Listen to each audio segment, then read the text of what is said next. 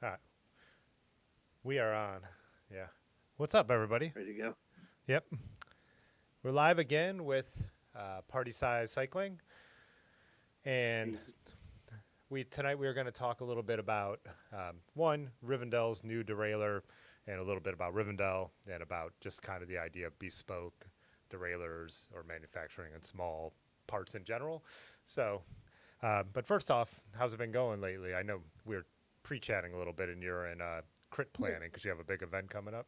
Busy, yeah. This is I run a USA cycling level, pro level crit race in our town. So we start planning in March, but it's just the final week. It's just all the stuff you forget about, like trash cans and where to put tables and stuff like that. So we're just like bogged down in that, and then work got busy. But everything's good. You know what? Everything's good because I finally found locally. You can see it. There's this cashmere hoodie that I had a year or so ago when I was up in Vermont on vacation. It was like favorite beer ever. Brought 3 cases of it back with me. Have not been able to find it anywhere. I've even asked people to like stock it. Nobody did. And I was at a random liquor store that I usually don't go to, and they had like a 4-pack out. And I was like, "How much more of this do you have?" And I bought every can that they had at the store. So cashmere hoodie, if you haven't tried it, by Upper Pass. Olive beer. Yes. Huh. Not familiar with them. So did you turn your fridge extra cool to keep it even more fresh? Yeah, they're just starting to creep down into our area. They had carried some stores that started carrying some other beers, but not this one. So it was like a holy crap moment, and it was like panic, buy everything. Have you also? What are you honking on? I actually have a Commodore Perry from Great Lakes, which I've also started. We think is like a funny nickname for Edmund since he's named after a Great Lakes beer, Commodore Perry. But yeah. A plus replacer. Last weekend, I actually saw the cat that Aaron had adopted and named after another Great Lakes beer, Holy Moses, and it was a white cat and it was a white wheat beer, which we thought was hilarious because the Edmund Fitzgerald beer is dark. But when the people, our friends who adopted it, they renamed the cat Oslo. The guy's a professor of weather. I know his title is way more better than professor of weather, but that's it in a nutshell. And he travels a lot, and he's been to places like Oslo a number of times and loves it. So we can't fault him, but the cat will always be holy Moses to me. So, Awesome. are you also still? The other question: are you still on your daily 10 miles a day? Have you? Yes, today was day 217. I just had a epiphany today that I have to figure out during the day of the crit race. I have to fit 10 miles in that day. So we'll figure that out later. But I had some work travel. That's why I couldn't be on the live stream last week. And so I had to make a decision and end up doing because I have to do it like within the, the midnight to midnight time frame. So knew I was going to be during busy work stuff all day, get out late, had like a team dinner afterwards, and had to drive back 2 hours and plus to New Jersey. So I stayed up till 12:01, went down to the hotel gym and pedaled 10 miles at 12:01 and got it done. So yeah, we're still going. There's still 10 people left though, so I don't know how long the contest is gonna go on, but I'm still in, Nice, still motivated. nice. Maybe on crit day, as you check on different things, you could like. Does it have to be contiguous or Bring just a in a bike. day? Say it again. Does the mileage have to be contiguous or like just all day you need to No, be? I can break it up into a couple different rides. Yeah, Yeah. so I could just or just leave a what's it called on. I have an e-cargo bike. I have a big Easy, so we use that to like shuttle around because you can't drive cars, and you're covered in some distance. So we'll use that to like sort of run waters to people and do that. So maybe I'll get some miles in on that, and just because I can't use the e part, so I'll just have to like actually pedal it, but use that to get some miles in maybe. Nice. Well, what do you think? Should we jump into the topic? Let's do it. So, Um, do you want me to give Go a ahead. description of what we're talking about first? So, there's been a number of brands over the year that have smaller brands that have tried to make their own derailleurs. It's like it's a weird idea, and they usually cost a ton of money, especially if you're going to CNC them in America. So, Rennairs has a $900 derailleur that pulls cables both ways and is friction. And yeah, there's other not even just American, like European companies like Ingrid and stuff, and those derailleurs I think are like $500. But Rivendell has been telling people buy cheaper Shimano derailleurs for a while, and they've been talking about this idea of bringing back what Shimano used to call their Rapid Rise derailleur. And basically, what it happens is the cable tension or the spring from the cable tension is in the reverse direction. So, say you're pedaling up a mountain and you get a ghost shift on a normal derailleur, your derailleur would shift into a harder gear. On Rapid Rise or this new what they're calling the OM-1 by their silver brand at Rivendell, it'll shift into an easier gear, which is better in theory. Well, I think is pretty much unequivocally better.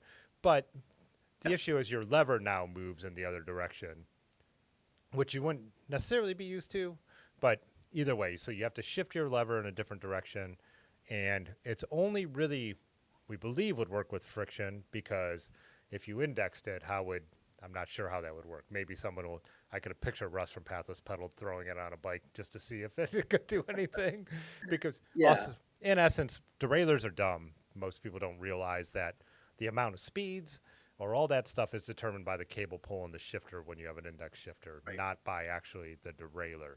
The derailleur is only limited by how long the cage is or where the pulley wheels are on how many gears it could go through, as I understand it. So, Yes, that is my understanding as well. And so I thought that was weird. I was trying to read up on this. So like Outside did an article on it and it's calling it the, revolutionary new derailleur, even though it's something that in theory has been around for a long time.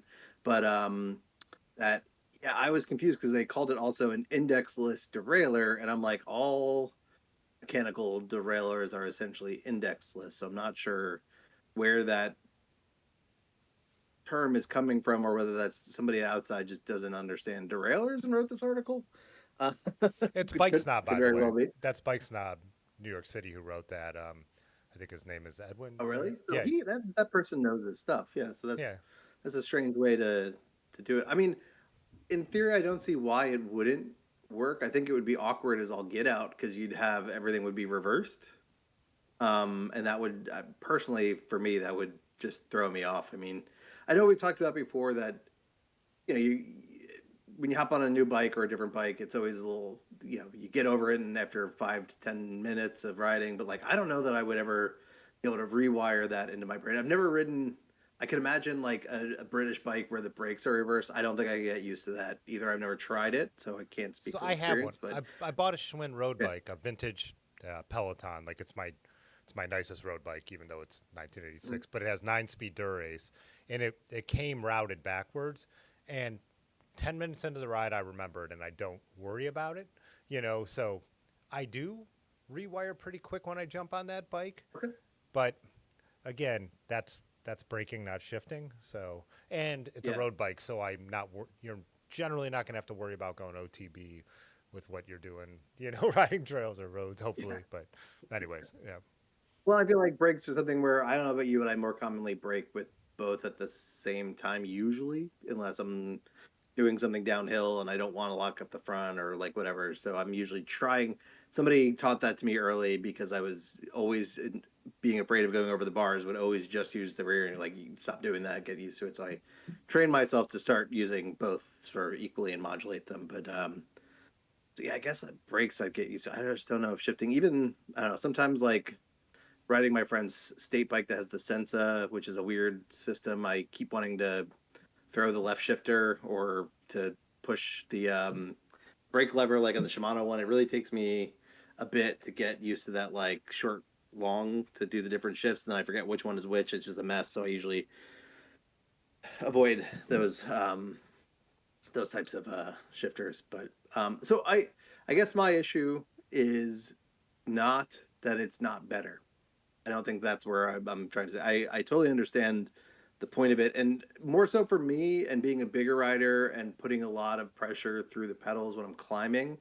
I've definitely had experience where I've had some pretty rough shifting or had struggled to get into some of the lower gears because you're kind of working against the physics, right? To get it to go up into those where this theory, it's the easy, pop. It should just go in to do it. So I'm not that the betterness isn't where I'm by taking issue. I'm just derailleurs have existed and functioned, mechanical derailleurs, right, since like pretty much the dawn of the safety bike. Pretty early on, not exactly, but like what since the 30s. So we're almost coming up on 100 years, and like we've gotten by. Yeah.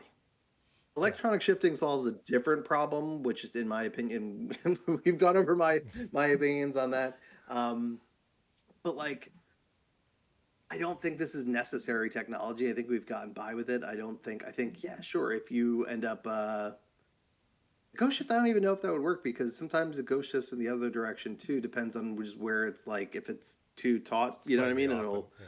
It'll shift the other way. So I don't necessarily know if it's going to fix that. I think the real solution is the hard shifts going uphill. It would make certainly easier. And then somebody was also like, oh, well, and then if you have a problem and you have to like, where you break something and it has to go back to. I don't think being in the hardest gear is necessarily any better than being in the easiest gear, or better. I don't think one's better or worse. Neither are really rideable Yeah. for long periods of time or at long distances, or through like you're probably modifying whatever you're doing that day. In the outside Or article where bailing. he mentioned that like your derailleur might default towards the easiest gear as that being a better thing, that's not like I tried to set up a friend broke a derailleur on a bike ride. I tried to set it up single speed and I put it in too easy of a gear and he couldn't ride the ride because he couldn't get to where we were going. So Right. that Yeah. I don't agree with that. I do agree with the ghost shifting if you are riding friction, that you could get used to it in general, it makes sense. A lot of people have been talking about how the Rapid Rise, they never liked it. I know one thing he said in the article is they released it also with a very shitty system Weird that people shifter, yeah. The generally dual. didn't like. But Mhm. yeah, I don't know. I guess what the thing I would dive into more is we're talking about, which I'm impressed that they've been able to make at this price. It's $150 for a friction rear derailleur, which is a good price. It's not Mhm. crazy for something made by a company that is not a big company. Someone to re-engineer something, make it totally original, except for the concept. I mean, it's a rear derailleur and it shifts in a different direction. But yeah, I don't. But when you could just go out and buy a fully functioning Shimano derailleur between $30 and $60, I think is the issue more Right. people will have with like this. Yeah, I totally agree with that, and the fact that like it solves a pretty rare issue for that price. You know what I mean? And I think, to be honest, I think the most people that will end up buying this are going to be buying it because they're cult of Riv, in all honesty. And we can get into that in a little bit too. But I don't think, like, I don't see this being something ubiquitous that really ends up as an OEM part, other than maybe if you buy a complete Riv. I don't think that this is something that's going to like revolutionize the way we shift. Electric shifting, whether you hate or love it, that's a pretty big jump in terms of like what it enables you to do, what it the problems that it eliminates. I really don't think this eliminates a big enough problem to warrant a brand new category, to the confusion that comes with it, or frankly, like we were talking about the price, even though I would have assumed this was going to be $300, $500 Yeah, me derailleur too. Yeah. because of the scale of it. So I am pretty impressed as well. I know it's made in China. And it's not that made in China is a bad thing per se. China has a lot of good manufacturers. He's Yeah. been talking about this for quite a long time. I think it was I want to say it was somebody that worked at SRAM, the SRAM factory there, started a different factory. It's like somebody that's been making derailleurs for a long time. This isn't like some just random knockoff cheapy Chinese manufacturer. This is like a legit bike parts manufacturer that he's having to do with this. So yeah, 150 is actually pretty darn impressive compared to had never looked into the Nivex until we were just talking before this, and $895 for a derailleur that is not electronic, and even electronics aren't that expensive, is nuts. That's crazy. So Yeah. this is okay. I just don't think we need it. I don't think it's. I think it's a distraction. I think it's. I'd rather him put that much effort into like a cool new frame, because I don't think that a lot of the frames that they've been coming out with are that interesting or really that useful or fill a gap for the average person. And their whole thing of normal bikes for normal people, and then making super niche things like a single speed road bike, like that doesn't. I'd rather them try to like really put some thought into solving some more common like frame cable routing issues or some other stuff with that time, rather than coming up with something we don't need, in my opinion. So my response to that was, well, one, I always like any level of innovation. But one of the things I was talking about with a friction derailleur, or if you bought a complete Riven, it had it, and so that's the way you learned to ride. Awesome. It came on the complete bike. They do look cooler. Mm. These derailleurs look better than anything that you could buy on the market anywhere. They're silver. Good. Dude, SRAM derailleurs are the most hideous derailleurs in the world.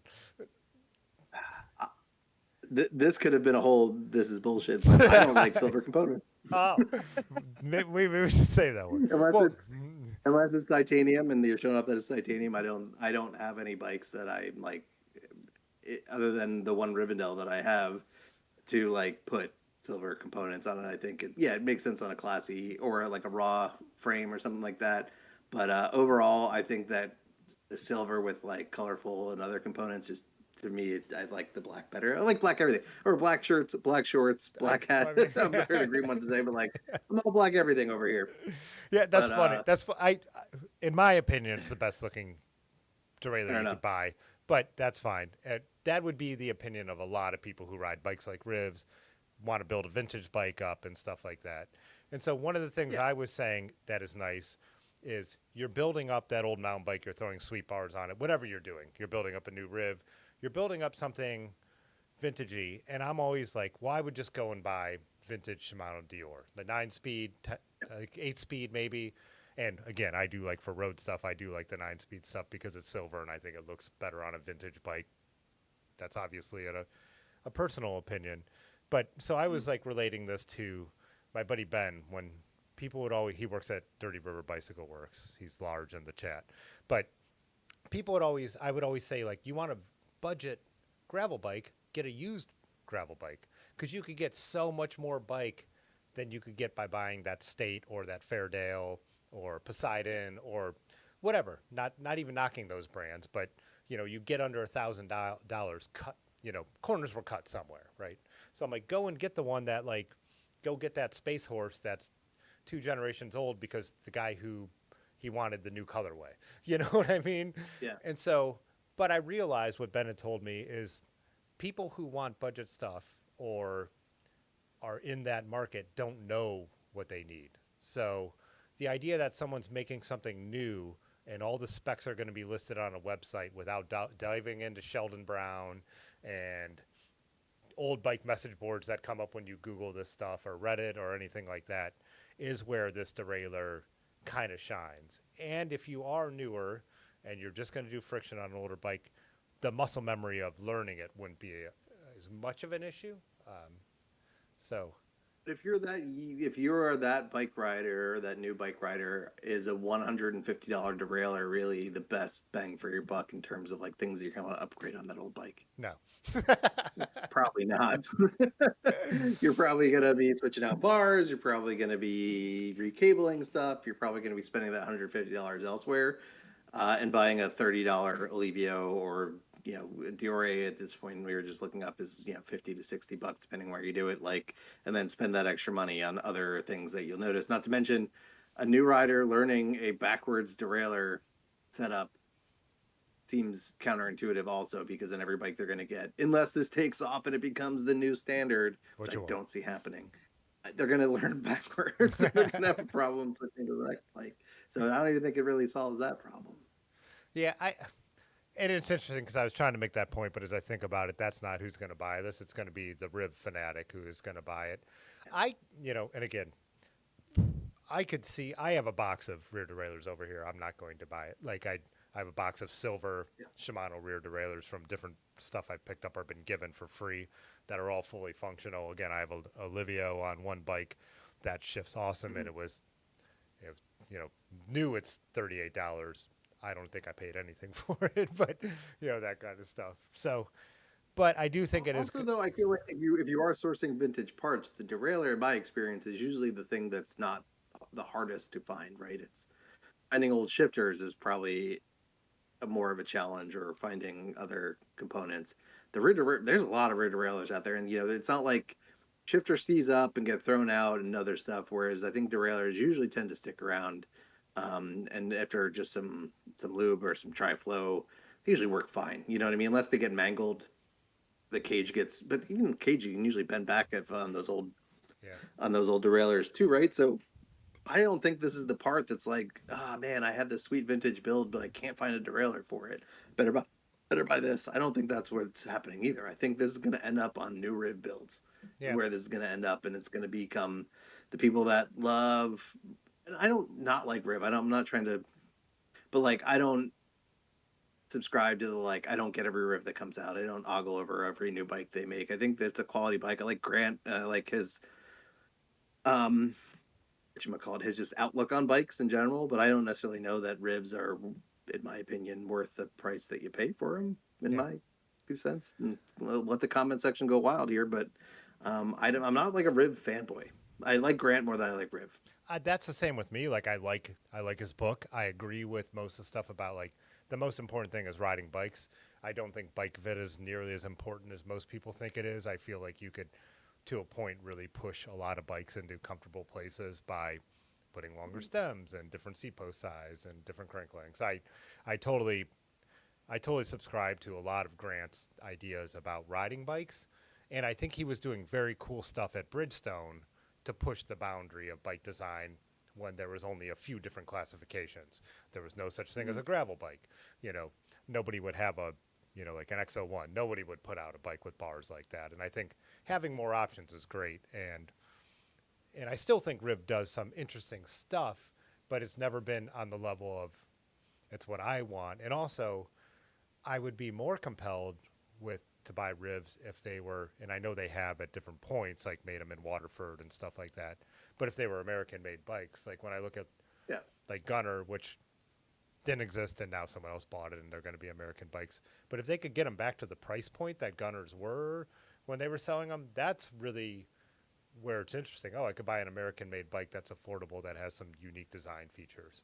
So I think ribs are beautiful. For the record, like I've never seen a rib that I don't aesthetically like. Oh yeah, they look the aesthetics of them are where you're paying for, in my opinion, and they look great. And the build they lend itself to that build where this derailleur will look good on that build. I don't, like I said, the only silver derailleur I have is currently on a Rivendell Yeah, because that's what you put on a Rivendell. When Brendan from Supertech was building it up, we're like, all right, we gotta. I had to like fight all my other instincts. I had to keep remembering, like, this is a classy bike. This isn't like a gaudy, weirdly colorful bike. I'm going for muted. I'm going for color pops here and there, but I'm not going for. I had to fight against all of my build instincts when we did that. I have a Riv Tandem is the Riv that I have. I actually that's don't what I even was going own to a. ask. I thought it was I've your ridden a bunch tandem. of them. I borrowed them from people. I've thrown a leg over them, and they're nice. But usually it's honestly, I think it might also be just the way that people build up ribs that I don't like. I typically don't like a super. Some of my size, I really don't like an super upright stand position. I feel like I'm just constantly, I don't know, just like struggling with it, and then I would say my back actually hurts more riding upright than Hmm. slightly forward. I'm more of a moderately forward drop bar rider is my preferred. So the couple bikes I built up that were super upright, I actually don't ride that much, to be honest. So I don't feel like I am the target for the Riv build. But they do. They have a look, you know what I mean? And Crust is a very modern looking bike, but Riv is like you build that classy. You put the nice classy silver components on it, right? And like this look great on that, but I don't. I wish they had put more R&D somewhere else. I know he's been obsessed with this project though for years and years and years and years, and I I think that's a. guess if that's what you're gonna like I think it's a. reinvent your supply chain over.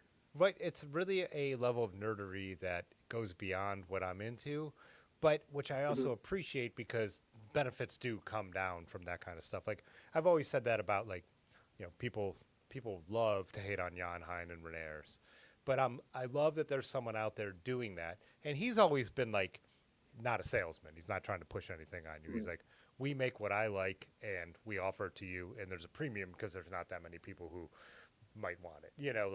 Like a JP Weigel Yeah, looks great with a Renaer's crankset. Like I mean, but those cranksets, I think they look beautiful, but they're way out of my price range for what I'm going to buy. Or if I was going to buy something like that, again, I would put it into not performance for performance sake because I'm not a racer, but just something that was highly functional more than aesthetic. Because I ride almost 7,000 miles a year, and to me, like function is the most important thing. There's a reason I took the red steel fork off my Rowley, which made it look like a beautiful vintage bike, even though it's not. And put when I got a chance to have a carbon fork for almost nothing, because the original fork was a boat anchor, and that carbon fork is so light and it rides so much nicer with it. It's just a fact. Like there are really good steel forks out there. I didn't have one. So and it's like I would rather it look not as cool, and for the bike that I have now put over 25,000 miles on, have it ride better. So that matters to me. That's still my number one on my like two main bikes. But if I'm building up like a vintage, like my stump jumper, and I didn't have a box of derailleurs, I could see like, oh, that rib derailleur is mm-hmm. $150, and I'm going to set it up friction. This might be an option I'd throw on there. Yeah. And it's funny you mentioned JP Weigel because to me that would be a bike. If I was rather than buying a Riv, I would rather buy like a Weigel, like or something like that. Where if I was going for that classy, more French style, but I feel like those bikes are more of a traditional ride. Like you don't see them necessarily always built up. They're usually built like with drop bars and other stuff like that. And I could be wrong there, but that's the ones that I think are the ones that have drawn me to them. Like when you go to Philly. Have you ever been to Philly Bike Expo, by the I way? haven't. I've watched videos on it, but I've never been there in person because it used to line up with Nutmeg, and I had to be back for a Halloween shoot I did every year. I think they've switched it since then. So Yeah, it was always like the first weekend in November for a while, but now they switched it to the spring, which is kind of nice because then it's like kicking off the year rather than ending it. I think, which is kind of cool. But like, there's always sort of like a rando corner where it's a lot of like rando builders and things like that, and those always I feel like attract me more than ribs too. Again, we're talking Playing two on some of different the price names. points. So I think Weigels are like if you wait what 2 years for one, and then they're $10,000, That's true. Yeah, yeah, yeah. For and like they're finding rando maybe a used bikes. one. Ribs are Rando still bikes in general, yeah. The rando or like the French style of like modern vintage, a little bit more. Like I know Rivendell has some allusions to that, but I wouldn't quite call it the same. You're not building that bike up to like sit the same as you do like a vintage French style bike, in my opinion. well. I've been watching like when we have been to, and I think the first time I was out at Higher Ground in PA, and it's where I met a lot of people. But one of the Pittsburgh guys out there had one of the super long chainstay ribs. And I thought that thing was going to ride so weird. And he was tall, taller than me. So this bike was a monster. And I got on it and I Mhm. rode it just around the field. And I was like, no, this is amazing. Grant knows what he's doing. Like, this bike is handles well. It's beautiful, but I was still like, it didn't, it made me appreciate it and appreciate someone who is just so honed in on what they do. But it still didn't motivate me to want to own it over Mhm. the bike I had ridden at Higher Ground. Yeah. So I struggle too with sometimes I feel like I sure somebody will tell me I'm completely wrong here and that's fine, but like I'm more of a I don't get in the nuance of geometry and some stuff. So like for me, like what's the difference between the Clem versus the Sam Hilborn versus the Susie? Sometimes I get lost in when you have too many bikes that are sort of like kind of just a shade off of each other. Like that sort of turns me off to them because then I'm not, you know what I mean? Like when I bought my Wild, the Wilds are all very different. I think that's one thing I really like about mm. Wild, and I know we've talked about uh, that brand before, but like very few of those bikes you're looking at and be like, what's the difference between this bike and this bike? It's pretty obvious. And granted, they're a newer company, so they don't nearly have like the same lineup as a company like Riv. But like, I feel And like this is a guy who's every been one of designing. their bikes is This is a guy identity. who's designed every All City though, so he's Yeah, experienced in designing bikes. So or every early All absolutely. City. But But I yeah, feel like each bike has its purpose in the lineup, and they're very unique, and there's not a lot of ton of overlap. It's usually not that I'm choosing between this wild or this wild. It's I want this type of bike, so this is the wild that I want if I'm going to get a wild, right? I don't know that Riv has that same sort of differentiation within their lineup. I mean, obviously things like the road bikes and some of the other ones, but like I don't even know. I know everybody loves the Atlantis. I've never gotten to ride one, and I, an entire clearance. Like I don't know like why would you buy an Atlantis versus a Clem or something like that? And somebody could tell me I'm an idiot and haven't looked into it, but like just from casually looking through the website, like the descriptions are too flowery and not like get to the point enough. Like why should I buy this instead of the other one? And so I so feel like that's a big part of what's turned me off to Pudgy just said this here owning. that he feels like Surly is kind of like that with their overlap between a lot of bikes, and I think that is true. Yeah. But I also, That's why they culled their lineup a few years ago too. yeah, They got rid of a lot of those overlaps for but that reason, I think. I think the thing with, and I could be wrong, and so if you're a Rib fanatic, let me know. Um, but I think the different thing with Rib is they like only get their bikes in batches, and they only sell them a few times a year. So I do think there's a lot, and they discontinue models and then they bring back models. So I do think there's an element of with Riv, it's kind of like here's your option to buy like what's closest to what you like right now. Yeah, Whereas there's a bit of scarcity to it, right? Surly's are always going to be on the market, right? Like are they if Mhm. QBP stays healthy, will be. And again, they delineated that line when they called that because they also own All City and Salsa. So it made sense to stop making the Surly Pacer because that was All City's territory. They got the Zigzag, they got Mhm. All City had the road bike and stuff like that. So there's no point for Surly to have one anymore. And even like getting rid of the cross check before they got rid of All City completely, it made more sense for All City to have a bike that kind of filled that niche a little more. I think Riv's just a little different of a company because they like redesign a bike, batch order, and if they changed it enough, they change the name. And again, I'm I'm not anti or pro Riv. Like I'm not even trying to defend them, but I just think that's what they're doing as a business Mhm. or as a business, but also more as just people who just really love bikes and make bikes that they want to ride. And so I don't know.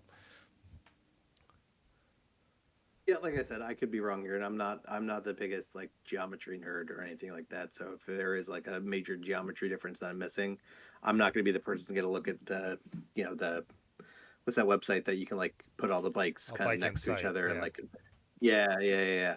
Like I don't know what I'm doing on there. Give me the headline, of like this bike is for this. Okay, I got it. And that's what I'm saying. Sometimes there are descriptions, but look,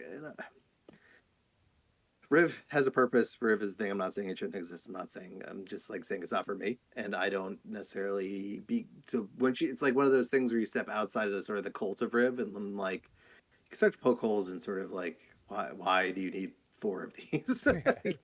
I love Mickey, but Mickey's got all of them. Like, what do you need all of these same kind of bike for? Like, there's a million other bikes out there that I'd like to try before buying like three of essentially kind of the same type of bike. And like again, maybe I'm wrong, um, But and I'm missing is that something. more of like what I'm saying about being like a bike rider versus a even bike collector? Because like I love vintage bikes and I think they're beautiful and I've bought a few, but now they mostly hang because I just prefer to always ride my Mhm. gravel bike.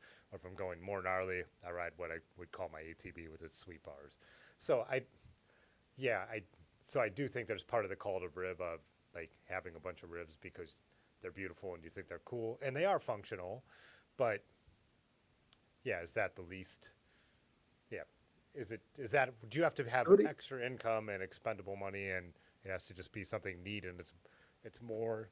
I would love for someone who loves ribs is it ever just completely about the ride for you or is it always a little bit of the not status symbol but whatever you would yeah. yeah, I mean, same way you collect art, right? Like you need that. Somebody did mention like have either of you ridden the Jones? No, and I want to. I really Hmm. dig the space frame, and that was something when I was looking at the Wild that I was looking at the Jones, but I was just um, I've wanted to get a Wild for a long time, so that was what drove me to that. But there's a guy. So there's in New Jersey near me. There's like a town called Bedminster. It's like an old money town. So they have the money to fix these roads and pave them and do all this stuff, but they don't. They leave it so it becomes like this like kind of gravel mecca for New Jersey. So you go to the parking lot. It's River Road Park in Bedminster, and it's just like a gravel scene there. It's all sorts of walks of people that are all doing gravel, and then you go out and you can do anything from a 20-mile loop to you could turn into 100 miles in these roads and mainly stay off paved. They never get too bad because as soon as they get too bad, they have the money, so they do fix the roads enough. But for the most part, they're all unpaved. They're all scenic. It's all really nice, cool old houses. There's like houses that look like castles back there, and just these like giant estates that you're riding around. And they kind of like are in general. They expect to see bike riders. They're respectful. You don't have a ton of people like buzzing you or like yelling stuff at you out the window. They wait for you. They're like used to having bikes all over the roads, and it's really cool. But so that's to say there's a guy in the parking lot there that will always try to get people to ride his Jones Space Frame, but the guy is like 6'4". So like I would love to ride this bike, but I really don't think I'm gonna get the desired outcome from throwing a leg over and riding around the parking lot. But that's been on my list, and with the cool truss fork and stuff like that. Yeah, the Jones Space Frame is I think one of the coolest bikes. Somebody's asking about my Wild. I have a semi-custom Thai Earthship. Was my we talked about it on here, but that was like my 40th birthday budgetless bike build, and I love that bike. I really very rarely ride another bike at this point after getting that, unless I'm having a problem with it. But yeah, that was a great purchase. Jeff knows what he's doing. Um, sorry, we kind of got off topic there, Well, that also makes sense for you saying you like something slightly that you're not a geometry nerd, but you do like something slightly more aggressive because the Earthship is a little bit more forward. It is a little bit yeah, a steeper more of head an angle. endurance type of they still call it a gravel race bike technically, but it is not. When I was on that site, because before I bought that, I wanted to make sure I wasn't being an idiot, and it is by far the most relaxed geometry of anything in sort of in that category. It rides like a normal bike. It does not ride like an aggressive race bike. It is snappy and it does handle well. It has really long chain stays, but the front end is pretty like tucked, so it not tucked, but like they instead of choosing to do like a lot of trail and stuff like that, they put the stability in the back. the bike, and I think that was a smart decision because it really makes the handling very responsive without feeling twitchy. You still feel stable at all times, but it responds to you really well, which better than any bike. And that combined with the titanium, it just like floats over stuff. So it just really just is one of the most pleasant bike riding experience I've ever had. Not a cheap bike ride Yeah, experience, but it's worth every penny in my opinion. See, I would like. Yes, the person who mentioned Bedminster rides are for owners to ride horses. Yeah, that it's we live in horse country. Like USA Equestrian headquarters is like out here, and it's like a lot of weird horse farms that are probably I don't know, but they're probably all the horses that are end up in like the Kentucky Derby and stuff like that are probably bred and raised out here before going off to do that stuff. I would. So I really I have looked at the wild bike geometry too, and so when you say gravel race bike, I would say that, yeah, again for alt cycling it's aggressive, but not for modern gravel race bikes with Right. Unbound and all Yeah, that stuff exactly. being huge Yeah. now. Yeah. My rally is very slack in the front end, which like I just adapt to whatever I'm riding all the time, and it's Mm. super. You could ride no hands at like 2 miles an hour on that bike. It's so slack. But I would actually prefer like the geometry of what you're talking about. That is kind of more up my alley. When I ride one of my vintage Yeah. road bikes, then I get on the rally, I feel like something's broken for a minute until I get used to, oh, it doesn't turn. Like it just like, you know. But, Yeah. But you're so much taller than me. I would say throw, I will certainly still let you throw a leg over the wild next time we see each other, Chris but I don't Sanford know if it's going to give you the subscribed to the desired channel. yeah. ride quality. But funny side note, sorry, I'm reading the comments. All right. Somebody had mentioned they've ridden that bike that I'm talking about in the bed bench a lot, but then I saw it's my friend John. Yeah. So that The makes sense. 6'4". John's also very tall, so that also makes sense why he would want to try that bike. Yeah. Did he just say horse Yeah, country? yeah, Fudgy, horse country. That's exactly what I said. Horse and horses. That's what we got out here. Yeah, both like to have their feet not hit hard pavement. I don't know what that means. Anyways, Yeah. moving Somebody on. was mentioning the Rambler. Rambler is very similar to the Earthship in most ways. It's just their production version Yeah. of that bike. The thing that most people don't realize when you buy a wild that isn't a production bike, you sort of get a custom bike from that. Like they're made to order for you, so you can change things. And as long as it's not crazy, like he didn't charge me any more than the regular stock made to order build for it, but he changed out tubing. He changed some. I think we've talked about this before, but like he extended the top tube by half a centimeter to avoid toe overlap, and then had to recut the seat tube a little shorter, and like made me measure some stuff to make sure that it wasn't going to be impacted by like give me an issue with standover because of that, and things like when you order a one-off bike from the wild, you really are getting a custom bike, whether you're paying for a custom bike or not. So, can't recommend wild enough at this point. And good dealers will basically, even if you buy a production bike, will do this kind of stuff as well. Like so, like they'll buy complete wilds at Dirty River, but if you wanted just the frame, they'll also spec it how you want. Like Wild will do that themselves, but like Joy Machines in Cleveland, Dirty River here, and who else sells their bikes? But like good bike shops, the bike shops, hopefully, I know a lot of people don't have, but you want a certain bike and you walk in and you're like, but I don't like those bars. A good bike shop should be like, look at this wall of bikes, I'll throw some of these on, or you don't like that saddle, let's try this one. Like that is something Yeah. that, so Otis always calls Dirty River semi-custom. He's like, we don't build frames, but the bike that you see on the floor doesn't have to be the bike you walk out the door with. And I think a lot of people don't understand that. They think like they walk in a bike store, a bike shop, and they think like whatever this is what I have to have. A good bike shop doesn't do that, or like a good, builder or company doesn't do that either. You don't need to get the electronic wild if you don't want to. They will spec it with Right. different components, or just like the topic of this video. If you buy a Riv, they'll sell it to you with the cheapest components. You don't have to buy Riv's silver line of components. They'll sell it to you with the Right. Olivio and the, whatever. But if you want the Chris King and the Paul, you can do that. But So something pretty interesting. I had spent like 2 hours at our local bike shop, which is a Trek dealer, because I was dealing with the owners for the crit race and working through stuff that we're going to work on together. But the Trek rep was there, and so while I had some time to kill, he was talking to me, and he had just gotten one of their new mountain bikes and was that deal where like, because even he has to like buy it from the factory and like had to deliver it through a local shop, and they were like putting it together for him, or I think anyway. So, but what he was saying is what they found is there's certain components. So forever, like Trek was you bought their kit, they had a bunch of different like trim packages or whatever, but like that was it. There was no customization, or you had to have the shop do it. So what Trek is actually doing now is they found out there were so many people that were switching out certain components, like bars, I guess, were the most common thing that people were switching out. So now they offer, when you order that, like when you order from the Trek site, you can customize a bunch of the components. So it ships to the bike shop sort of with those components, and they just assemble it there for you and deliver it to you. So actually Trek is kind of getting into that game now and realizing that like, yeah, most people that if you want to get the best experience out of your new bike, whatever the bike is, chances are you're going to need to swap out some components. And I think somebody smart probably realized like, oh, we're wasting a bunch of money shipping out bars that people are swapping anyway. We could just charge you for the upgraded bars or the whatever, and we get them. Scott We through Muskey the shop gets a subscribes cut to of the it, but like channel. we will get that instead of you going on the internet and buying it off of Jensen or Yeah. Universal Bikes or whatever.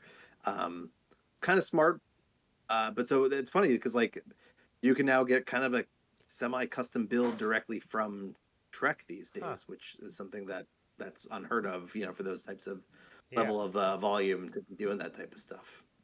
Yeah, because they never wanted to do that. Their goal was that, like, hey, Yeah. we make those decisions. They're like, yeah. I think it's an unintended consequence, and I could be talking out my ass here, but I think part of it is because they're assembling them in the U.S. now. I think to get around some of the tariff stuff. No, yeah. Maybe it's not tariff related, but I think that's part of it because they were saying they're assembling them now here and shipping them out for some of them. For some of the the lower end, your $500 commuter build, they're not going to customize that for you. Yeah. You're going to buy what's on the floor. But for the mod, and this was not like a crazy high end. This was like a couple grand, full suspension mountain bike that they would do this type of like semi customization for. They're not going to customize the geometry. They're not going to do any of that, but they are going to let you kind of assemble your build, which is I just found it unique that a company that size doing that. I hadn't heard that. Yeah. Yeah. And I'm no Not modern. not an ad for Trek. I fucking hate Trek. Yeah. For the record, I'm just saying Yeah. it's interesting. Yeah. Yeah. I was like modern Trek too. Someone who has 3 Treks sitting here. I'm not a fan of modern Trek at all. But yeah, that is interesting that they'll do that. And I think it's a view of where things are going that I think they're starting to realize that most people aren't just saying, okay, this is what it came with, this is what I'm going to ride. And I think they're probably realizing the customer satisfaction, if you force people into that, is probably pretty low. yeah. Yeah, they probably finally realized that they're losing business to bike shops that are going to do the stuff that people want done, But Right. I'm sure that's Which probably kind of sucks too, because that should go to the bike shop. But well, and I'm guessing it's interesting because you said it was a mountain bike, because I'm guessing the roadie market is they probably don't bother because they're like, no, the roadies will buy what we tell them to. I didn't ask if that was If it was little one versus Trek the other. if little Trek is riding it in the tour, that's what these people are gonna want. Like, we've already told you. Like, so, Yeah. We missed like what, it's been a couple weeks, right? So we missed quite a bit of tour talk. yeah. I big fan of Wout winning the last stage. I was really happy for him on that. He needed something. I was also, yeah, I was glad that he had that because I just hate when the media just like starts dogging on someone who is still always in the top 5, always still crushing it in the Spring Classics, but just hasn't won one. So it's all of a sudden like, oh, it's over. So I was really glad he got that, but also that new, and whether they keep using it, like circuit at the end of the tour was awesome. It made it like so much more exciting. So they still did like all the formalities and the photos and the fun stuff at the beginning, but then it had like a real race, So it's not like you're not sitting there for 3 hours just listening to the commenters, whatever. I can't say that word ever, but A little less of a procession stage, you know what I mean? Yeah. It was an actual stage that had some real racing, which was interesting. yeah, so that was cool. I didn't get to watch a ton of the Femmes, unfortunately. I did go to a watch party on Saturday, which supposedly the Saturday stage I think broke. Like I think that beat all the men's stages in terms of I didn't hear that. viewership. It was Yeah, so funny. I had to be somewhere, and so I was watching it, and then I looked at the exact kilometers left, And I was like, then I didn't look at social media all day, race right from there. And it was, yeah, the Tour de France Femme was awesome again this year. And they added a stage, and the last stage was awesome as well. And they do it completely different than the men's. They don't even bother finishing in pairs. They finish with 2 mountain stages, which, if you're going to have a shorter tour, makes a lot of sense to keep it exciting. And It took everything up in the last two stages, right? It was not like a boring thing where they're just sitting around and like kind of playing the long game, right? It was like there was mix-ups every day. yeah, it was great. And like the woman, the French woman who won it, Prevost, like just her team was brilliant. For 7 Yeah. stages, she didn't do anything but keep close. Nobody was like Mhm.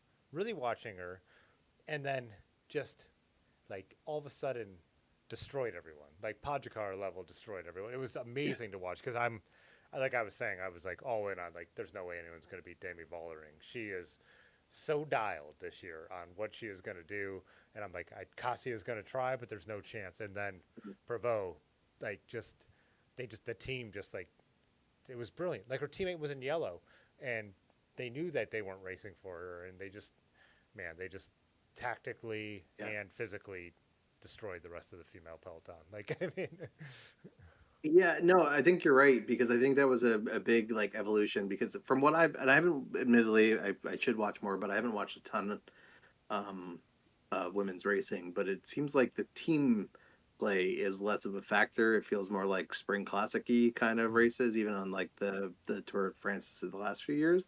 So it's kind of cool to see like some more um strategy versus tactics happening at that level. I think that comes from, they're getting better coaching, they're getting better training, they're getting better, time as a team versus just like here's a random assembly of some fast women. Go see who can get to the finish line, right? Like I'm excited to see where this goes, and not that I want women's racing to be like men's racing. That's part of why it's refreshing because it's not like men's yeah, racing, but it is nice to sort of see some evolution within like them adapting different strategies and things like that rather than just like going out and just hitting it, that which is makes for that's fun. And I think we've talked about it too, right? The team dynamic is really what makes stage racing interesting.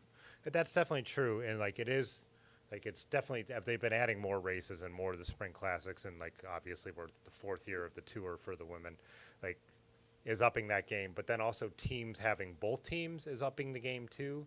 So like with having Yumbo, like they train together all spring and like over the Yeah, winter, that's a huge deal. EF is one team, so to share those resources and that knowledge uh, is really upping the game.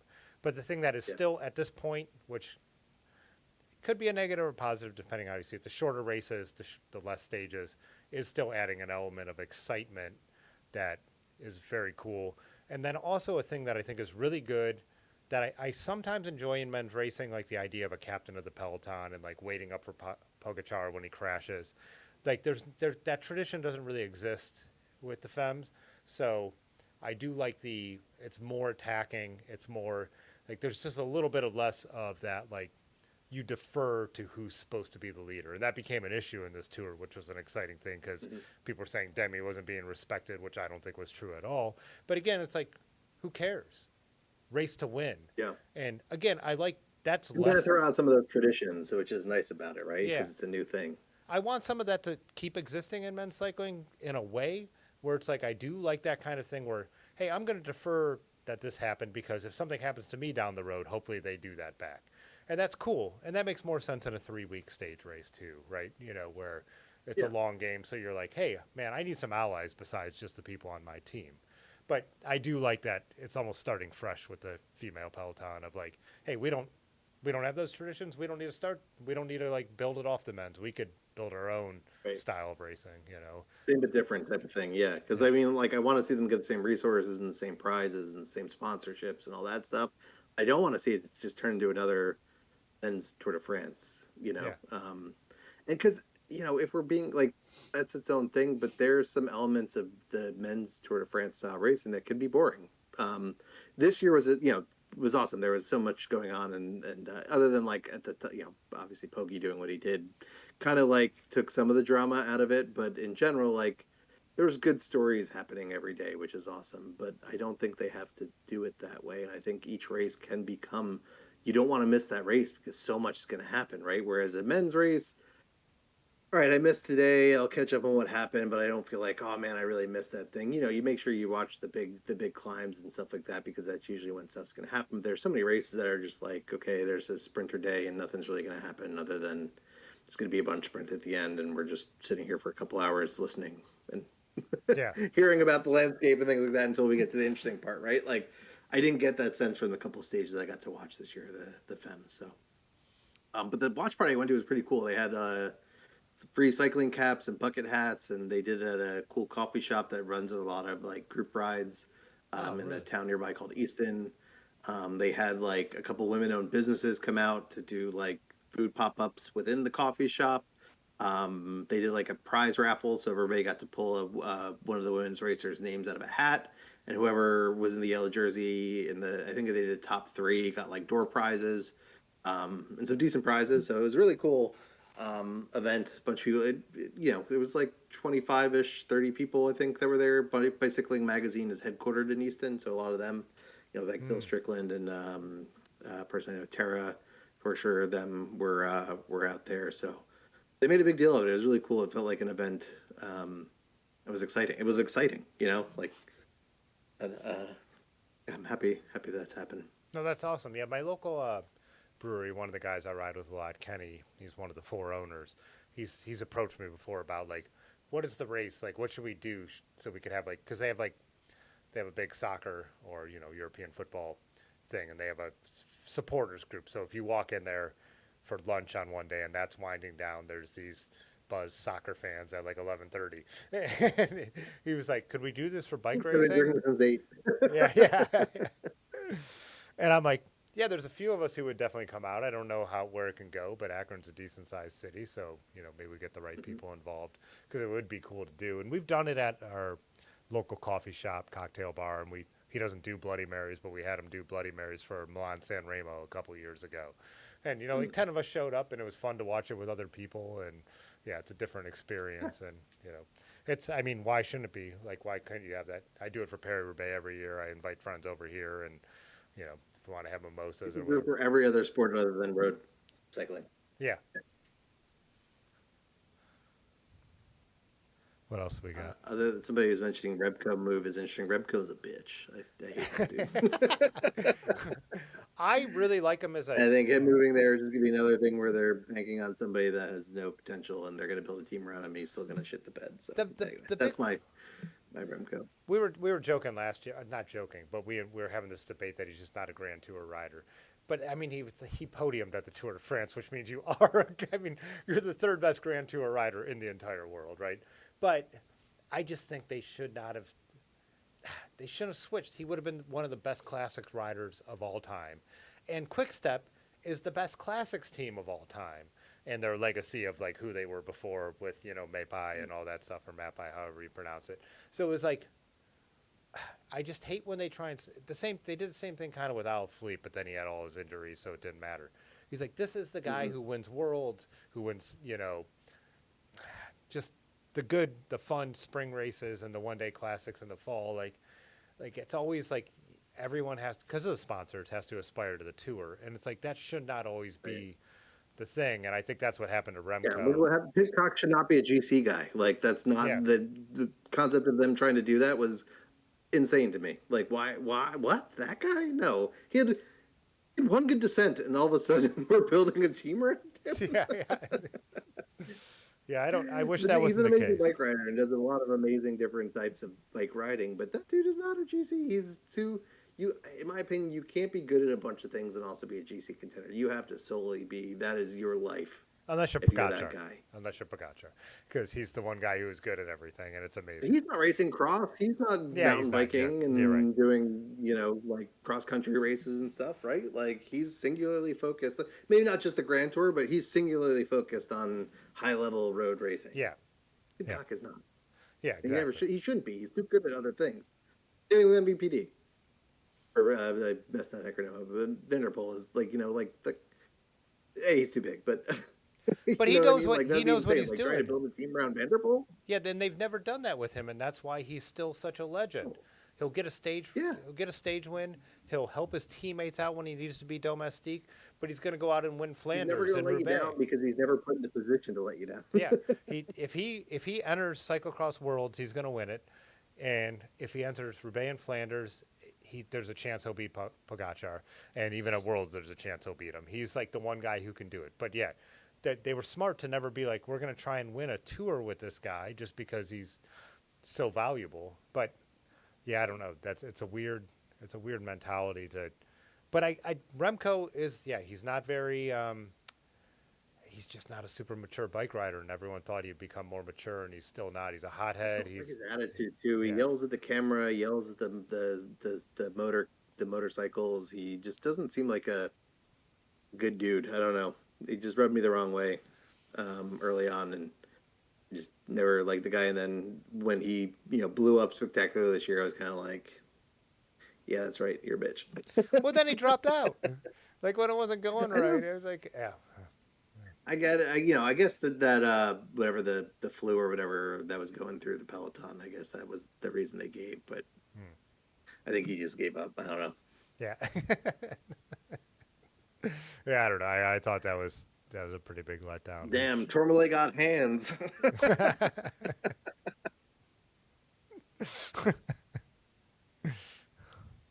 I actually, our RCOS Speedwagon said anybody following the Transcontinental. I haven't been following it that much. It's the endurance race across Europe, kind of like the I don't know, like Tour. No, I haven't followed that at all. Yeah, Let me in. yeah. I just have because the tour is on, and I just haven't been paying attention. And then I did watch like pretty much every stage of the FEM. So yeah, but it's a huge deal across Europe, and a lot of the people who cover like the Tour Divide and all that cover that as well. Peacock, more like Midcock. Who said Alpachi? I am a Pidcock fan. I mean, he's a badass. The fact too that his team let him make the video with like Safa Bryan, like just the insane descending down the mountain. Did you ever see that? But no, I haven't. I'll look it up. He's just a maniac. I mean, he's just one of those like people who just like zero fear. Just yeah. I loved in the Netflix show, like the first time when they showed him, it was him like skidding down the side of a mountain on a road bike. I was like, dude, I already, obviously I already knew about him, but he was like, damn, that's fucking cool. Like that's gonna be the coolest shot of this whole series. I think he reminds me of a even though he's like, he reminds me a lot of a Lachlan Morton. Like his value is beyond winning races. It's important that like, last year he won a very important tour stage, which is up Duez actually, right? But he is like valuable in road cycling and cross, but his persona, is like definitely valuable to the team and the branding of, and that's probably why they let him get away with doing stuff outside of the professional racing sphere as well. It's like, yeah, people love this dude. They want to see him. They want, and it doesn't help that, English speaking market, so you could is a big deal as well. So yeah, and I think he just lives that life, like the episode this year where they focus on him and like his like crazy off-road vehicles and stuff like that. Like this dude is just an adrenaline junkie through and through, you know what I mean? Like great bike rider though. Just like, but I think it's just funny, the man had one great descent in the Tour. And he else was like, that's it. Drop everything. This is our guy. And even like cyclocross, he's like the perpetual third, but he wins if Wout and MVP aren't there, then he'll win the race. But yeah, he is like, those two are still just a class above in cross, which is amazing. So yeah. And I know we didn't talk about EF, but EF had a generally, I think, probably one of the better tours they've had in a while, I think, at this point. I mean, they were in the conversation a lot. Ben Healy obviously being fantastic, and just like there was a lot of, I feel like in the past they haven't had great tours. It's been a while since they've like kind of been in, the conversation. And I mean, I don't think anybody thought Ben Healy was going to really contest the GC or anything like that, but to like be in yellow going to the break, have some really good stages. That's like the best that we can hope from them. I think they maximized everything they could do in the Tour, and even the day he didn't win, but it was like he was the topic of conversation for the whole stage. That we did that big push. They're bringing him nonstop. At the end. Yeah, they're bringing them up Yeah. nonstop, and that's one what you want for the sponsors, but also just like for the team to be that successful. And like they went in, they had lost their GC contender, so they had went in knowing they were going to stage hunt. So then to have spent a couple days in yellow was more than they could have hoped for. I absolutely believe. Like Absolutely. so, and then Carapaz will be back and he will be racing in the Volta, but the Volta is stacked because Jonas is going there, and yeah, it's going to be it's probably going to be one of the best Voltas in a while because there are a lot of people there. Like usually I feel like it's for the people who just need to get something out of their season because they didn't get what they wanted in the Giro or the Tour. And this year it feels like it's going to be just a little bit a higher level race, so it could be exciting. But I think it's maybe the time of year that it is. I can never like dedicate the time to it. Maybe because like my wife's already annoyed at me from watching, like spending Saturday morning all July watching bike racing. So it feels like a big ass to do it again so soon. So, but maybe this year I'll try to. I can do it. The one year that it was off because of COVID, I did end up getting into it when it was like it was going on Nutmeg. I actually remember my first Nutmeg the night before, like watching the highlights of the Vuelta. So that was like pretty darn late in the year that it was going on that year. And for whatever reason, that aligned with like a time I could sit down and watch it. So Rock Eastwood asked, "Is someone going to poach Ben?" It'd be interesting. So EF has that problem a lot. Is they're not a huge budget team. So yeah, what they've always done is they've either found people who are slightly past their prime that might be able to do something, or they found Vaughters have been really good at finding young riders who are amazing. Like some of the oh man, I just drew a blank on the name of the Colombian rider who was really good. But they had like 2 or 3 that became like Andy, what's his name? Agita, and then they also had Martin, Yeah. who ended up riding on Ineos for years and being like a lead domestique for like the guys over there. And so like they've always like been really good at doing that. I think that's why they grabbed Carapaz. Is like they're like Carapaz still has a chance to be podium in Grand Tours, but he didn't want to be on Ineos when they had like 5 other Grand Tour contenders and stuff like that. So yeah, I mean, EF gets poached all the time. They're like, I feel like it's being a Cleveland sports fan, like of like how baseball is. It's like how Cleveland always developed these young, like, South American or Latin American pitchers, like CC Sabathia. He's not a South American, but but like all these, but just define defeating my own but a person. find for sure. Yeah. All these fines, that were then like they couldn't afford to keep once they were well known. Like the Yankees just took them, So.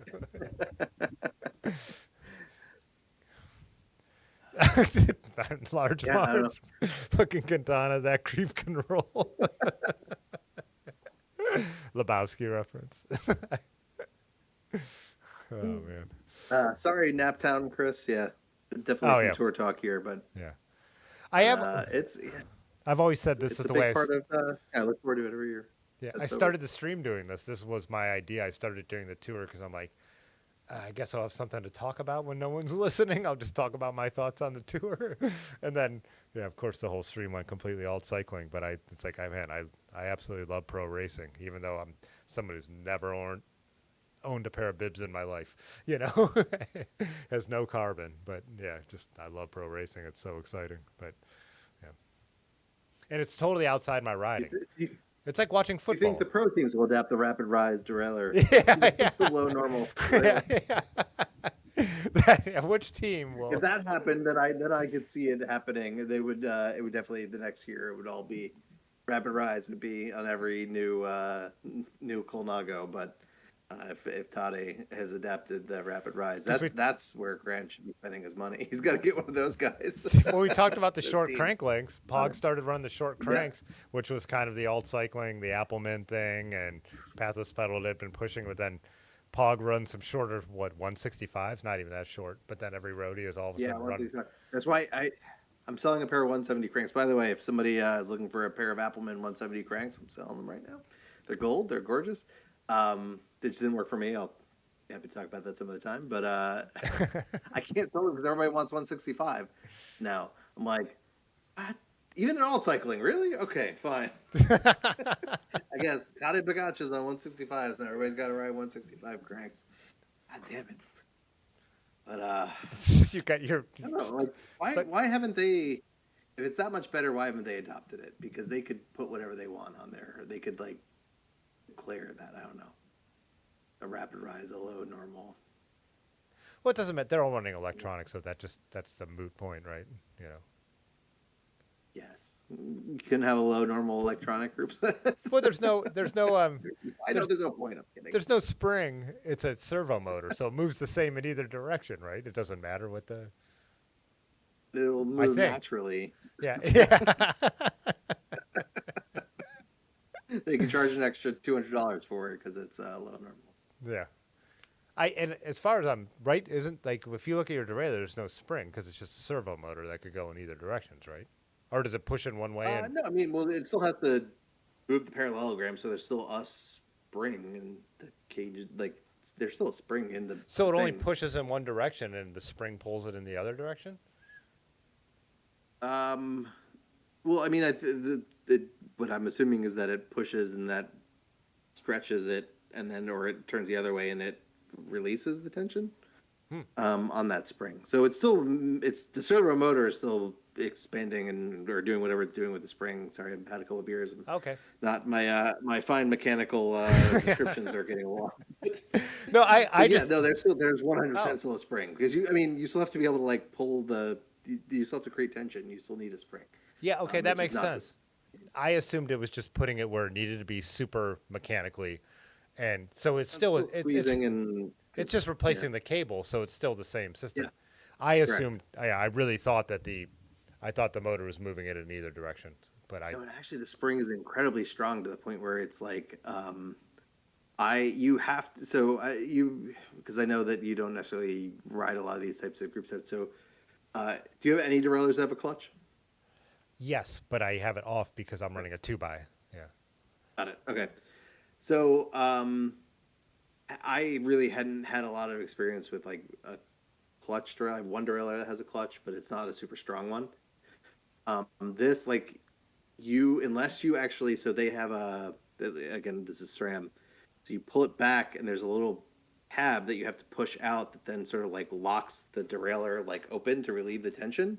Without doing that, you cannot get the through axle out. There's too much tension on the wheel Huh. to even be able to undo the through axle. So like the first time I had this, I was spent 5 minutes. I'm like, did I strip this out? Like, what's going on? Am I doing something wrong? Like, it also has a weird UDH interface. So I'm like, am I supposed to do it from this side on this? I could not figure it out. And then finally I realized like, you have to relieve the tension first before there's enough slack in the system to even be able to get the axle out. Huh. So it is an incredibly strong spring that's in that derailleur. Interesting. Naptown made a point that when we talked about electronic shifting, I was talking about the batteries, but I have to be honest, like I'm charging my lights. I never leave without my Wahoo at 100%. Like, me and Dave made a video about electronic pumps, and people are like, oh, one more thing I have to charge. We charge everything. So I have been on bike rides twice with someone who had a shifter die. That was electronic. And that was the watch battery thing, which only dies like once every 2 years, right? So that could happen potentially. Hopefully it's not when you're on tour or whatever. But and then also had If you do, then you carry, that, and you carry an extra watch battery. That's the thing. yeah.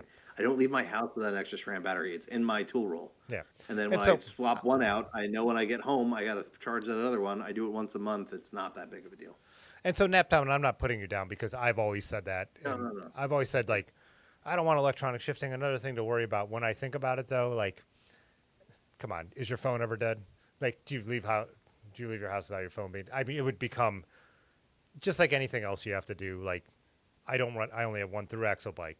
Every once in a while I check to make sure my quick releases are tight enough on my bikes that are quick release because that's part of being a responsible cyclist, right? There's certain things you need to do. You need to adjust your disc brakes, you need to adjust your rim brakes. So again, I get it. Like in theory, the idea of having something else to charge is annoying, but if you have it, you're just going to be used to it and you're going to do it like you do it with my cameras. I'm running a wireless microphone on this right now so you can hear me where people are hearing on this. I knew tonight that the wireless mic needed to be charged, so it's like you do it, right? So again, I've always said it, but it's probably not true. So, you know. The interesting thing, though, is that what actually drains it is not using it so much as leaving it somewhere, or like a long car ride can do this. So, for example, I had my bike uh, in my basement. I had it like leaned up against something like that wasn't super sturdy in the basement. But when we have an old boiler, so when it kicks on, it like it's percussive, like it's like poof, when that thing turns on. That was rattling the bike enough, so every time our boiler was cycling through, it was turning the bike on. The point where leaving it down there, and this is like in the winter, so like I wasn't riding as often.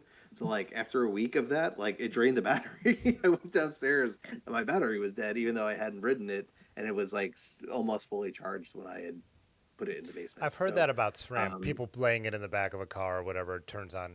yeah, And I guess back in the that's car, definitely the whole time it'll stay on, and it'll drain pretty quickly. That's the only problems I've had unexpectedly. But again, I just keep a spare battery in the tool roll, and it just gets swapped out one for one. So it's an extra, $30 when you buy the system, and at that point, that's negligible compared to what the whole system costs, right? So I'm not. Look, we've gone over this. I'm not. I hate that I've become like the technology guy, but I will say this solves so many problems for me. Yeah. Although, it does. The one problem it doesn't solve though is I think my hanger is out of alignment right now, so I'm actually getting. There's a problem I'm having where there's like, so instead of a barrel adjuster, there's a micro adjustment that you can do either in the app or with some of the buttons on the shifter. If I do it one too far, it will rub against the, like when I'm in the second to the lowest gear, the easiest gear, it is actually rubbing against the lowest gear. If I fix it so it doesn't do that, it won't shift out of the hardest gear. So it's got to be something's bent in there. So yeah. I need to get that taken care of. So it will not fix a bent hanger or a bent cage. That's the only thing it won't do, but it eliminates so many of the other problems. But it is funny that I've been defending this, and now I am actually having a problem with it. Is there still like a B tensioner that might be the problem though? Yeah, and actually, doing the B tension actually made it worse because then it was slapping around instead of just rubbing. So there's definitely something out of alignment in the system. So I don't have anything, and I can't. It's subtle enough that I can't see by eye what's going on. So I'm just gonna take it to a shop that does this and have them actually put it in like the alignment gauge thing and just check it. But as someone who has that's once a year, but that's part of a normal tune-up. Your every other thing with a derailleur hanger suffers from the same problem. It's not unique to mine's an integrated on my Rally, and it's so annoying, and I'm running such a big gear through it in the back now that I think I bend it just from like putting like I could run 34, 42, and it's been I've had that happen too. It's been bent back enough times that it just doesn't have a lot of integrity anymore. And if that bike's not fixed by a frame builder, it's going to be done for eventually. So it's just a fact. So yeah, that's not electronic or anything. I mean, let's be honest. That's another thing. Will Rapid Rise fix that? Let's think about that. What happens if water touches them electric bikes? Nothing. Nothing. No. I'm thinking about Rapid Rise. So if like putting too much tension on it, or like run, because like sometimes you can like literally if you try to put too much torque through that thing, it can like rip the derailleur off when you're trying to shift it, right? Like so, does Rapid Rise fix that? Pudgy, I feel like I need you to weigh in here. Yeah. I don't know, but if your cage is fucked, or I'm guessing I didn't even see, is the director, does it have a hanger? I guess maybe the frame dictates that, not the derailleur. We're getting a little bit beyond my knowledge here. But again, if that gets fucked up, that's not going to fix it. That's your $150 derailleur isn't going to fix that either. No. If anything's out of alignment, it needs to be bent back. Yeah. It's just simple. And then I guess friction you can just counteract. You can just account for it, I guess, a little bit. Yeah, to some extent. I don't really alignment with friction is usually not a big deal. You can still cross a line where it never feels quite right at the far end of either spectrum, but in general, you could pull stuff off with friction that you wouldn't be able to with indexing. And, I would and that was always like I said, electronic or friction. I'm done with index. Yeah, and that always has been one of Grant's big points about like how everything has to be over-engineered to make indexing as functional as possible. And so that is one of the, it's not only about Rapid Rise, but it's about building a better friction derailleur. So You're saying you're finally coming around to it's either friction or electronic and nothing in between. no, I run both index on both my main bikes. No, I know. Index mechanical. Our very first episode, I think I made that case, and everybody fucking read me the riot act, and now everybody's saying Yeah. coming around to that index mechanical and where it's at. No, it's funny. Yeah, I don't. Yeah, and that my problems are specific to me being like cheap and running a 2014 that I refuse to like, that I've talked about for 3 years of having someone fix because I'm sentimental about, but never do. And then I'm just like, hey Ben, could you retrue this hanger one more time? And it'll last for 2 months, and then I'll just deal with it, and I'll hear it like clicking and shit like that. So yeah, and misshift and yeah, whatever. Actually, I have no problem that there's it's a replaceable hanger on the gunner, but it's a very beefy one, and I'm running 10-speed Shimano. Actually, it actually has a SRAM front derailleur, but again, derailleurs are dumb. It doesn't matter. So that one has always just shifted like it. I've just had never had any issues with it, except, I mean, the front ring, because I am making it make a big jump, I do have to baby a little bit. But again, I don't shift the front rings. That's like, I run it as like two separate one buys. It's kind of the way, like kind of how Russ always talks about. So it's like, I just need the rear indexing to be on point. Our biggest fan, Rust. What's our biggest fan? Yes. Yeah. Our biggest fan. Hey, Russ, if you're watching, apparently you do. Yeah. What'd you do here, Dave? For those that didn't see, Russ had a very similar format to one of his videos this week, and did acknowledge that he was sort of taking inspiration from our talks, which was Russ is somebody that got me into this type of. But we've talked about this before. We don't have to go too far into it, but like that was I didn't know that going into it, and I just was like doing some work and had it in the background, and then heard Tim Fitzwater and Party Size Cycling, and I was like, what? I don't think I ever had dreamed that I would be addressed by name, other than like maybe making a comment on a video in one of their videos. So thank you, Russ. It was really nice to hear that you watch us and find what we have to say interesting. So yeah, it's like I have no idea what I'm talking about. Yeah, we've commented on Instagram before, like, and Russ has like acknowledged like some stuff, and like, or even on like, a couple posts I've made, and I'm like, yeah, whatever, that's Instagram. It came across his feed, like whatever, who cares? But it was very cool that like a live stream like that he's clipped, even thrown one of these on for 5 minutes is amazing. Yeah, really. A dream come true. Yeah. But yeah, whatever. He's just a guy. Yeah, again, yeah, he's a dude who likes bikes as well and watches other bike YouTube. So. And it's such a small. It's funny, like we always joke when we're up at Nutmeg. It's like, this is the most famous person on this farm. Yeah. But like outside of this farm, nobody knows who this person is. It's like you're only a celebrity within this very niche circle. Like this is your chance to shine when you're at these events. If you're somebody that even anybody knows, it's like, but like you go home and then you're. Nobody in Russ's, in the supermarket's like, oh, Russ from Bethlehem Metal, right? Like, he's not really famous. He's famous to us. Yeah, exactly. Yep. His latest. Did you watch his latest? Did you watch his latest one about like how many summers do you have left? Just came out today. No, I didn't. Oh. It's been a busy week. I want to watch that one. And also, speaking of derailleurs, he had another. I guess I don't know if it was an interview or a video on that new that new derailleur kit or something. I really didn't understand it. Got me to Google it, but I don't get it. I'm not gonna lie, I'm dumb. I don't understand what it is. So I think I think the cool thing about it, and again, this is something that I think was in like the $500 range, so not affordable, like not affordable, but premium boutique, whatever. Mm-hmm. But there's plates that you could change out that make it function better with different things. This seemed to be the concept of it. I don't know. I need to watch it again because I was same thing. I was working. So is it like a more advanced Goat Link Gabarunk situation where you're like modifying an existing derailleur to make it work with that's the modern vibe stuff, or like I think that was like the vibe for $500. But I think it was still inexpensive. Yeah, I believe. Don't quote me on that, as they say. But I gotta watch the video. Maybe we'll talk about it next time. But I talk about boutique derailleur stuff. Then now we're talking about. Because it's not a derailleur, it was like a kit to modify a derailleur, right? Oh, was it just that? I know you didn't watch none of it. I didn't pay enough attention. So those All right, ones all where right. when I don't, I'm like, I need to go back in. We can move on. Yeah, yeah, Save it for another time. I'm sure it's bullshit. All yeah, yeah. Watch a video on it, then we'll make a video about it, knocking it. about how Yeah, bullshit it is. Yeah. That's the new format, Tim. We're just do whatever Russ posts. It's just yeah, it's bullshit. Yeah. the next week. That's bullshit. Should we make a video about how 90s mountain bikes are the best bikes you can buy?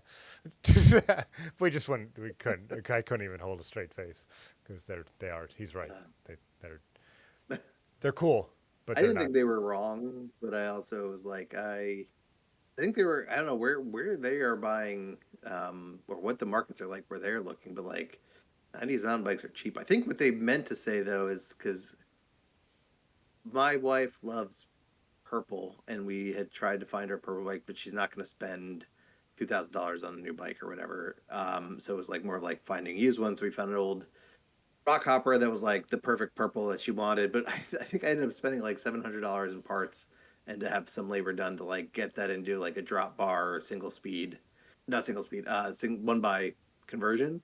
So like I get it what he's saying there, where if you are buying that bike with a cheap format to then replace every part, it's really not that cheap then. No, no, no. Um, We've talked about this so I at agree with that. Nutmeg. Like, if you're gonna ride them as is with the parts that are on it, those are the cheapest bikes out there, and they're usually what I recommend for new riders to go find a '90s mountain bike because they're usually indestructible and usually pretty cheap to like swap out the couple parts that are messed up on it. So Specialized has become like the stump jumpers, rock hoppers, any of them, Yeah, even like their lowest end ones. What is I think the isn't the rock? No, the hard rock would be the cheapest, like the cheapest tubing and all yeah. that. But again, if Hard it has, rock hopper, stump yeah, jumper. but even like if it has the cool colorway, it's through the roof, and it has been for almost now what 5, 6 years, and so there's Really? We still get them pretty cheap around here. I bought that for a frame for $100 oh complete. nice, yeah. If you go online to try and buy one that has like a very '90s colorway, even if it's like the bottom of the barrel Specialized, they're usually getting a premium. And I've warned people in the Discord, they're like, what about this? And I'm like, you're paying for the paint job. If you buy a different brand, you could buy a much nicer, like my Team Marin, it's gold. No one wanted it. Got it for nothing. But that tube set is like the most premium you could have got in the 90s. But it's not a Specialized and it doesn't have a cool 90s paint job, So, Mm. but you're right. The conversions, drop our conversions onto 90s mountain bikes. And I've said this at Nutmeg, where there's a couple people a few times where we were around, and someone like would compliment it, and they'd kind of be like, "What, this old thing?" And I'm like, "That build was more expensive than my gravel bike, by far." Like like For sure. yeah, like come on, like I mean, I know what I'm Yeah. looking at there, and I know what it took to convert that, and hopefully you did it, and if you didn't, it was double what I think it cost, like Yeah. They're a good platform for doing other things, which is, I think, and again, around here, if we can get them cheap, harvest a couple parts, switch out some stuff, you can do, they're good for, like, sort of, excuse me, sorry, they're a good starting point for building, but again, yeah, you're going to still spend, unless you just got that kind of part spin that you can just, like, go into it and throw it. I don't, though. But even buying a bunch of stuff off of X Biking, I think that build still cost me $700 to do with having. I hate cabling. That's why I like electronic. So I had the shop do the cabling for me. But yeah. Anyway, sorry. Side note. But yeah, we John is actually, who's in the chat, or at least had a lot of good experience getting some cool paint jobs pretty cheap. Like an old Barracuda. He got an old late '80s stump jumper, all pretty inexpensive, and did an old Von Traeger, I think, that he built up too. So maybe it's just because we're a higher density area, so like there's just so much competition for like used bike yeah, yeah. stuff on Craigslist and stuff. It keeps the prices low maybe than other places. I don't know. Or maybe you guys are just closer to New York and you're more ahead of the trend and they're not as in style anymore. I don't know. It could be. I mean, yeah. Uh, It doesn't seem like it's as cutting edge to like redo one of those as it was 3 or 4 years ago. I felt like that was like really the hot shit. I that don't was the see that peak. anymore. I Yeah. feel like actually the move now is trying to like rebuild them close to what the original build was, with maybe nicer components, and then riding that around. I feel like that's the cool move. Yeah, I think the best thing you could do with a 90s mountain bike is put sweep bars on it. That's the only way to make it handle comfortably. I've got the drop bar build, and it's like, it's wild. The thing handles wild. It's like nothing else. I have not drop barred one. I did a sweepy bar one. I don't love sweepy bars, but it's pretty. I got Magic Components, which is Oh yeah. Japanese, I think it's division of Crumbworks. Super just insanely heavy bar, but it really did. It's good. It's not super sweepy, but it's just enough, and it's just enough rise to like make it comfortable. So the big fan of that. But my wife's bike was the one that we drop barred, and she's never taken off of anything other than a rail trail. So in terms of the handling, I don't know that she's really, gonna tell the difference one way or the other. I think she just wanted drop bars because they look cool. Yeah, I put a basket on What mine. baby wants, baby gets. I put a basket on mine, so you would love it. Oh my God. Coffee outside this week, there's 3 baskets, and that's all everybody wanted to talk to me about. Showing you how functional it was, like why it was so good. I will say though, Nate from Hush Money, I don't think he came up with it. I think he stole it from somebody, but he is actually getting to the point where what he is doing with a basket, it's not like a walled style basket, it's some more modern thing. Getting into the territory where I'm like, all right, that's pretty cool. I don't know that I can do that with that. He actually came up with a system. He's got, I don't know how he did it, but he set these things up so he actually has water bottles mounted on the bottom of the basket. So he has like an extra 2 spots and then can run a frame bag and doesn't have to run fork things and like an older bike and stuff like that. So that was pretty ingenious, I feel like, and has been doing a lot of things with like the outside of it that seemed cool. So that's the closest I've ever come to being like, that's a cool basket bike. So Nate, good job. You're fucking, but that's about it. But the rest of you are a bunch of dumbasses. The rest of you are fucking idiots. Bunch of dingoes. Well, what do you think? Should we? I don't even know what time it is. Probably 10:30. Yeah, I'm good to wrap it up.